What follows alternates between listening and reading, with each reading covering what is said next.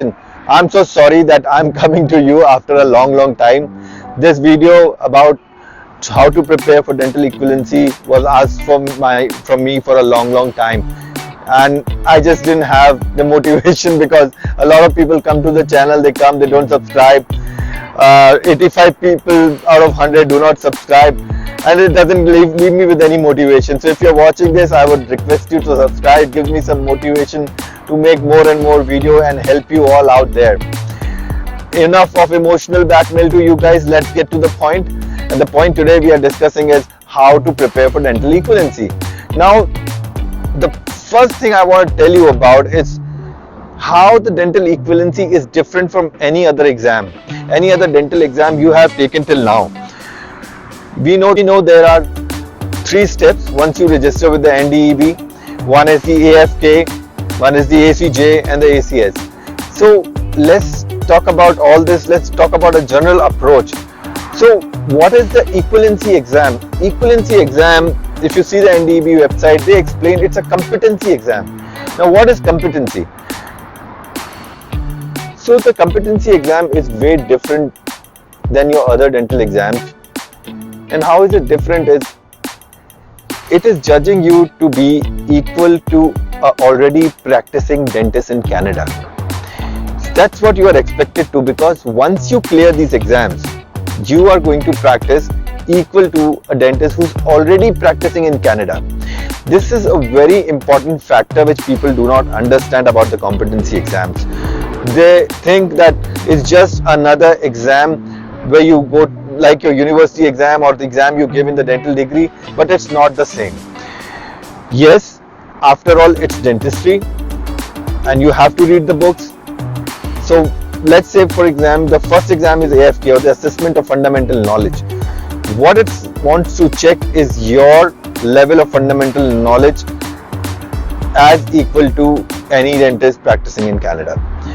How do it's checked? There are released questions already on the NDEB website. People ask me how to prepare for it.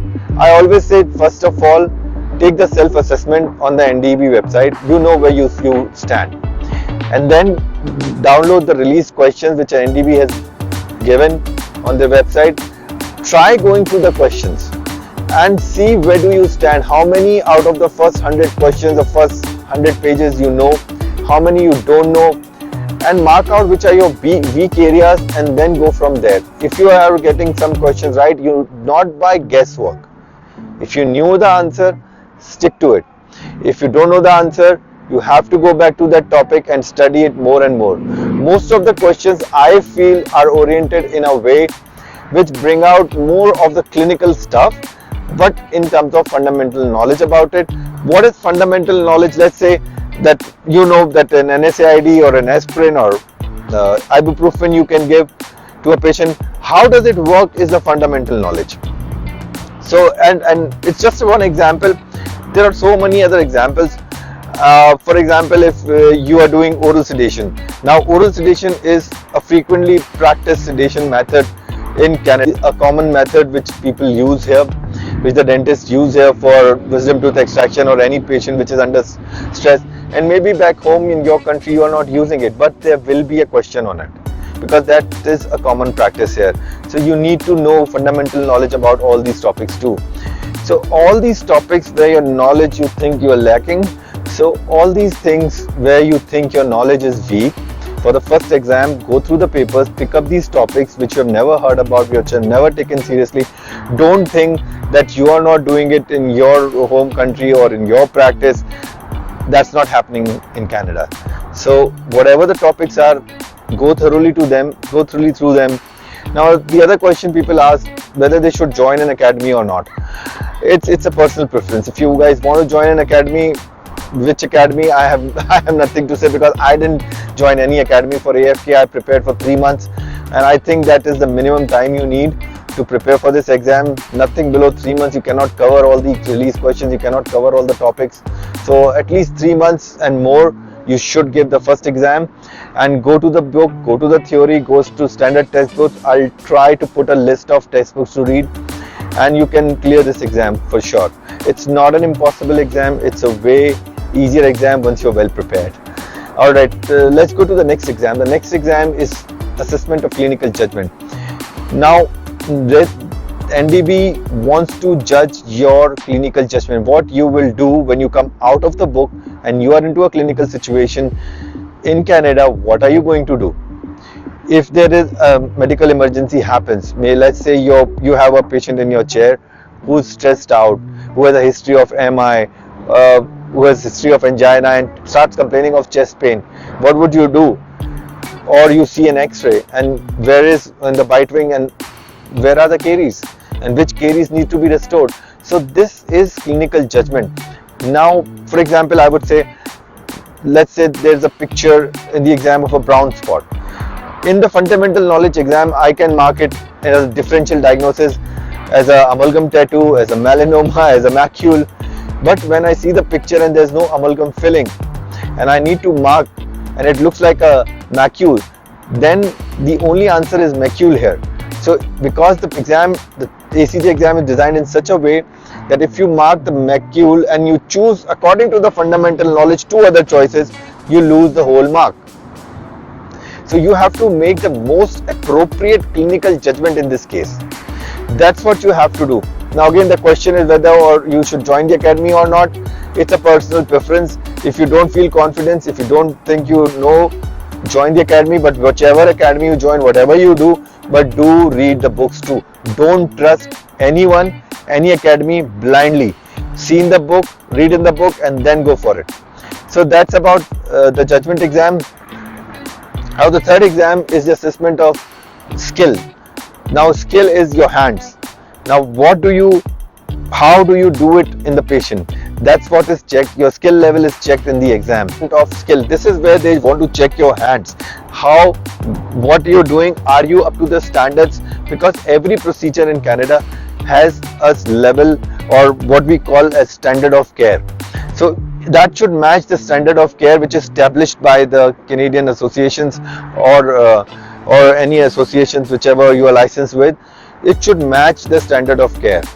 So if you're preparing a class 2, the standard of care is nothing but what the book ideally advises.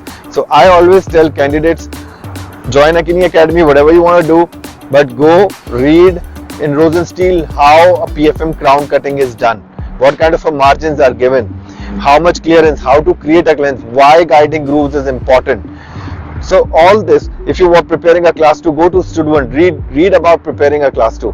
If you're applying a rubber dam, if you're writing, so all these things are supported by the books. Go to the books. There are a lot good of resources. You can do that. So the whole idea here, what I'm trying to talk to you today, is the mindset, how you approach it. You have to see your deficiencies. Don't be blinded that I know it all, I've been experienced for 20 years, 2 years, 3 years, I have recently passed, whatever.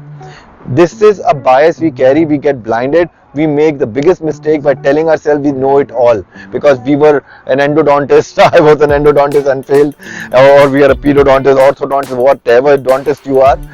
You have to realize, be honest to yourself that this is the part you're missing. If you're weak in a knowledge, in some part of your knowledge, increase that knowledge, build it up, and don't take any shortcuts. If it's about judgment, go read the book, judge it better. Like for example, in the judgment, I never read before Malamud's Emergencies, and it's such a good book. It's such a nice book. It prepares you so well to handle any medical emergency happening in the clinic. And another tip I would say, if you're in Canada, go do a CPR course or basic BLS, basic life support course. It also gives you a lot of idea in that particular part of clinical judgment.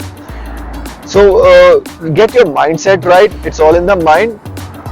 Get your knowledge right, get your clinical judgment right, and practice your skill right. All these needs time and skill. 3 months for the AFK, 3 months for the ACJ, and 3 to 5 months for the ACS if you're a beginner. And along, I have always told, use a loop and light always. Again, I will try to elaborate more as in coming videos. And if you like this video, please give it a like and do subscribe to the channel. It keeps me motivated, and I will put the subscription or whatever the link here. I'll try. I'm not savvy, but please do subscribe. All right, I'll see you in the next video. I'm thinking of a really good series, and I hope you like the location. It's a calmful place. Not suiting to the topic today, but I tried my best. Thank you guys and have a good